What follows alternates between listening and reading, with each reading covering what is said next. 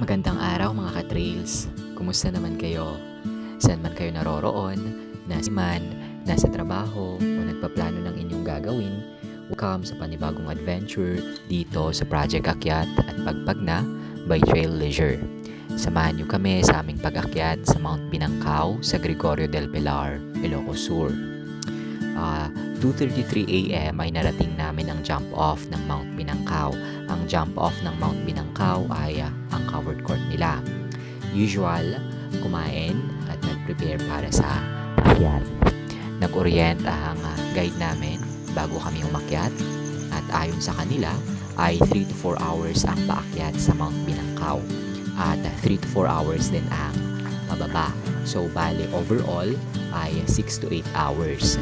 Though, ang oras na ito ay subjective, depende pa rin ito sa pacing ng hiker. Maaga kaming nakarating. Ang gusto kasi namin ay masilayan ang sunrise.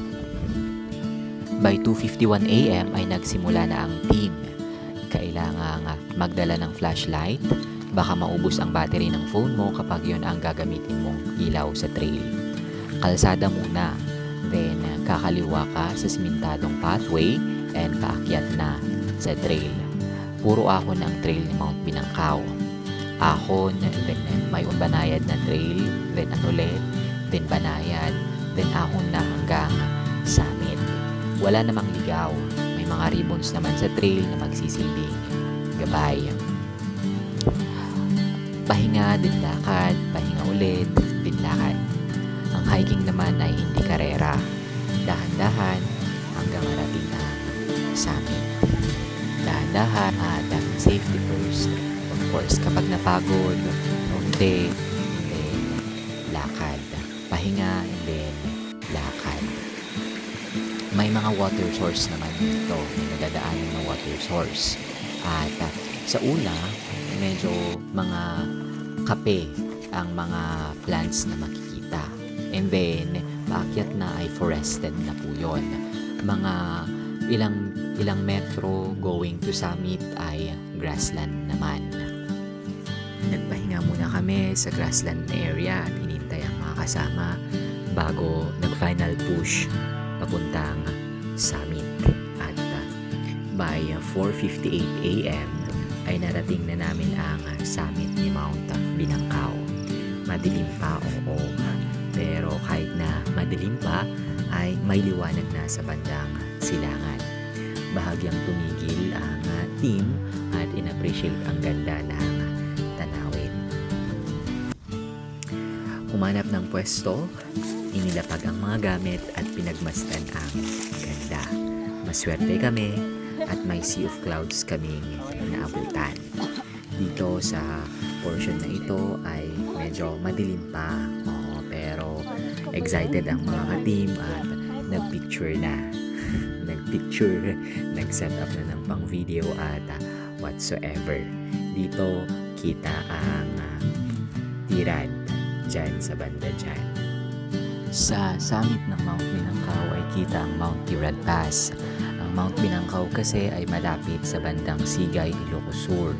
Kung nasa Busut ka at tinitingala ang Mount Tirad Pass, nasa right side ng Mount Tirad Pass ang Mount Binangkaw. At mula sa tuktok, kapag nagka-clearing naman or kapag nawala ang ulap, ay kita ang bayan ng Quirino, Ilocos Sur at mga bundok ng Busaw Mountain Province at karating bayan nito. Sa kaliwang banda naman ay ang Tubo Abra. Sa panahon na ito ay may clearing na kami. Ay maliwanag na, sorry. And so kita na po ang sunrise sa banda, sa puntok. Sa kabila naman ay kita ang coastline ng Candon City. Bale, 2 oras kaming nagstay sa summit. Pinagmasdan ang magandang tanawin, pinanood ang paglitaw ni Haring Araw, nagkwentuhan ng experience sa hiking at nagpicture, nagvideo at kumain. 2 hours, maraming oras na pagmumuni. By the way, sa Mount Binangkaw po, marami po bayabas.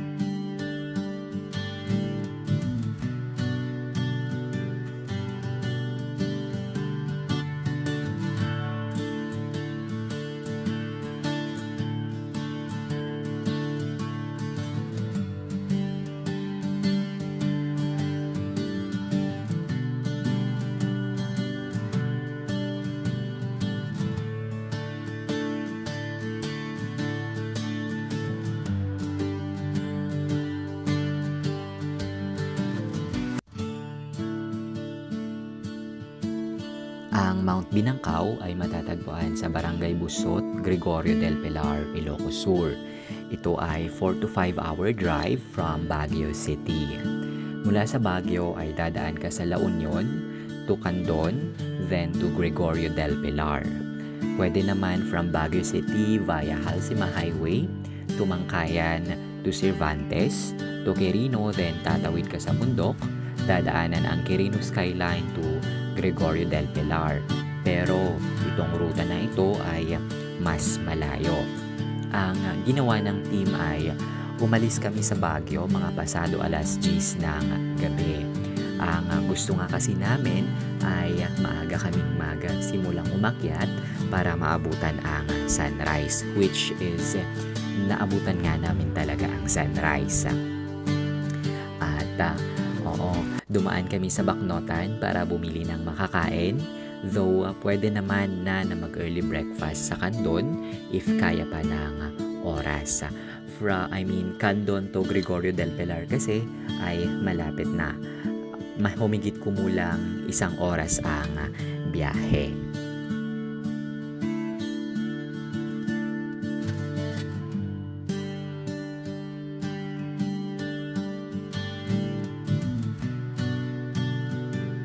Ang Mount Binangkaw ay may taas na 1,250 meters above sea level. At ang hiking community, nirate nila ang difficulty nito na 4/9, which is sabi ng karamihan ay good for beginners daw ito. Trail class ng Mount Binangkaw is 1 to 2.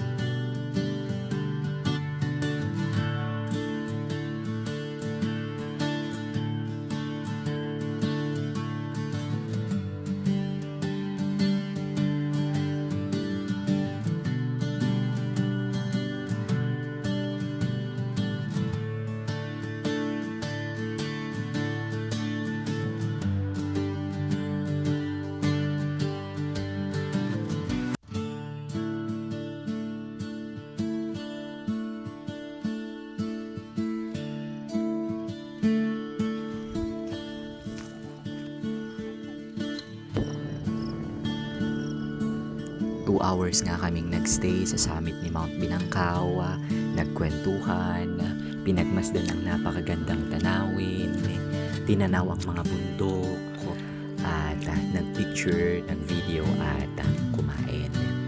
By 7:06 ng umaga ay bumaba na kami. Nauna ang mga kasamahan ko at ako ulit ay ako ang huling bumaba. Pinagmasdan ang ganda ng tanawin at nagpatuloy sa paglakad pababa. Mabibilis ang mga kasamahan ko, palibhasa, mga trail runners kasi.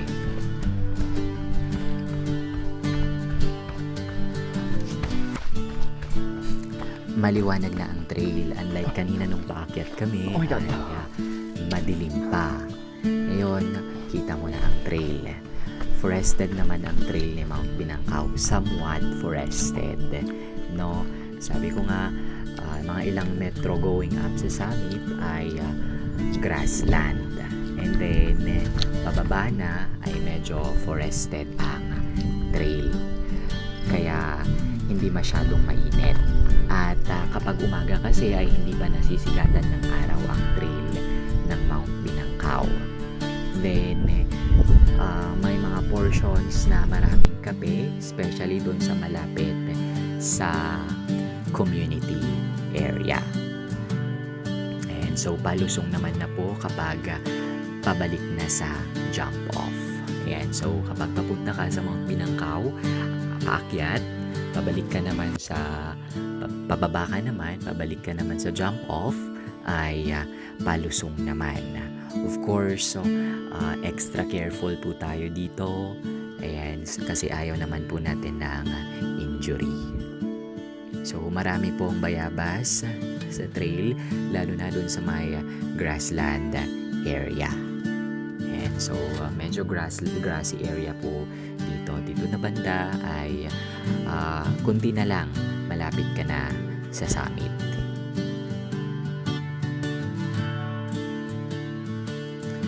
And so, dito ay maganda pa rin ang view at kita ang coastline ng Ilocos Sur dito na banda.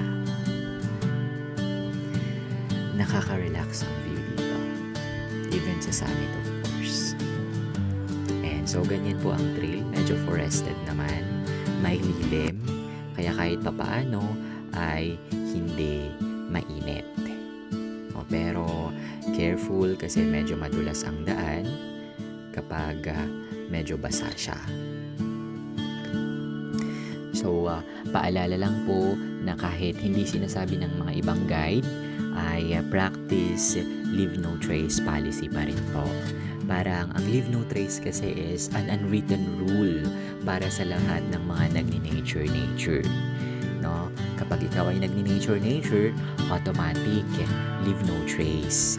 Lalong-lalo na po sa basura. Ang leave no trace naman ay hindi limitado sa basura. Ibig sabihin din nito or saklaw din nito na huwag kumuha ng mga halaman or anong uri ng hayop sa gubat. Sa mas striktong konsepto ng leave no trace ay huwag hawakan ang mga halaman at hayop. Pero siguro ang pinaka-importante sa lahat ay sana huwag mag-iwan ng basura sa kahit anong area. Sa summit man yan, or sa trail, or sa water source, or kahit anong banda.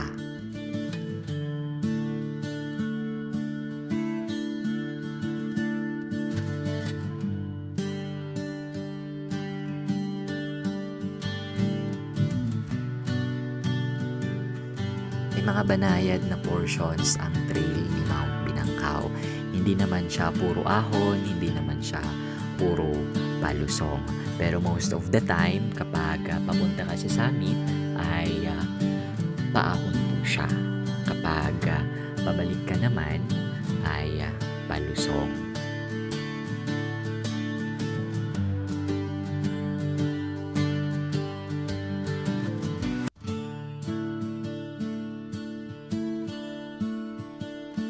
Ayan, water source ni Mount Binangkaw. Second to the last water source ito kapag paakyat ka sa summit.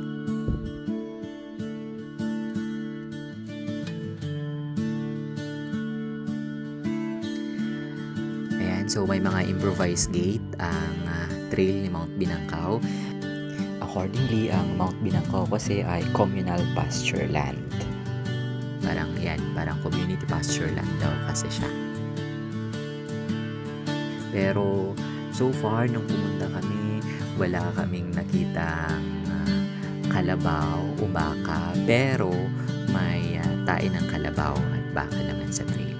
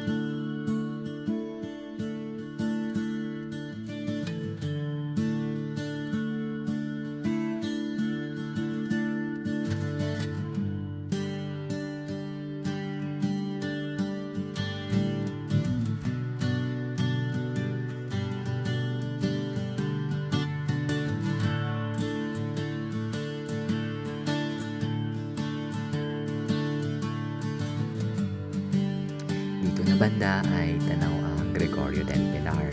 Wala kasi kaming guide na kasama. Gusto ko sanang tanungin kung ano ang mga pangalan ng mga places na mga yan. Kaso wala kaming guide. Dalawa lang ang guide namin. Isang team lead at isang team sweep. Kami sa Mint, wala kaming guide. Though sabi ko nga, hindi naman mahirap hanapin yung trail or wala namang ligaw kasi may mga palatandaan naman, may mga ribbons. And so, dito ay nauna na ako. Iniwan ko na yung mga kasama ko doon. Nagpahinga daw muna sila.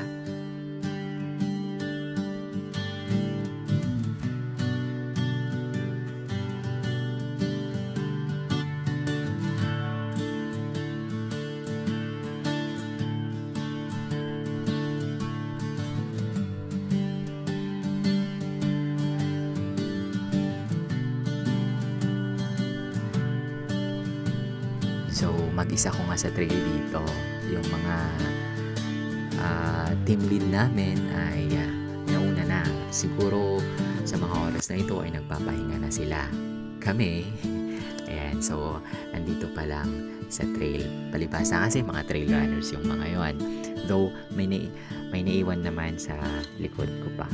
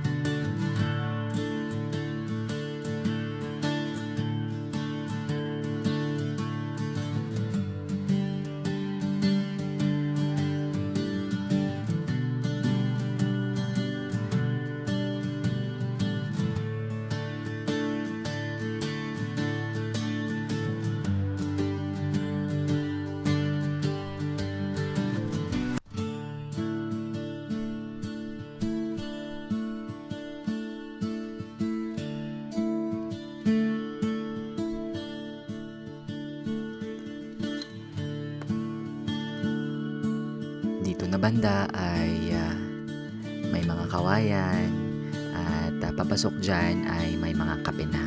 marami na pong kape dyan. And so, kapihan na po yan.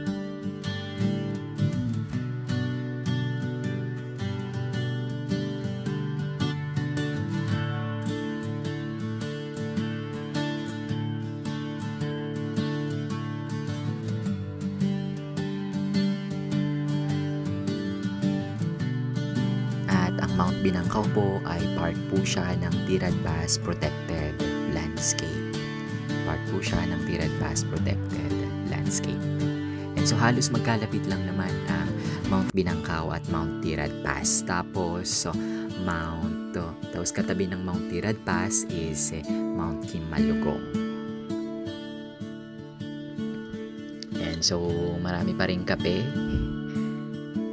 And so one of the products kasi ni Gregorio del Pilar ay kape. Pagkababa ko ay naabutan ko ang team lead sa isang store. And so andun sila nagpapahinga. At of course, bumili na din po kami ng maiinom at nag-merienda bago pumunta sa Barangay Covered Court ng Busot. Okay, so dito po ay school po ng Busot ito. Ayan po si Tirad Peak at sa right side naman po niya is ang Mount Binangkaw. Dito sa right side po ay Mount Binangkaw. Yan po ang akyat namin sa Mount Binangkaw. Maraming salamat po. At tara, samahan nyo kami sa susunod naming akyat. Tara, akyat din po tayo. Ako po si Jasril. Maraming salamat po.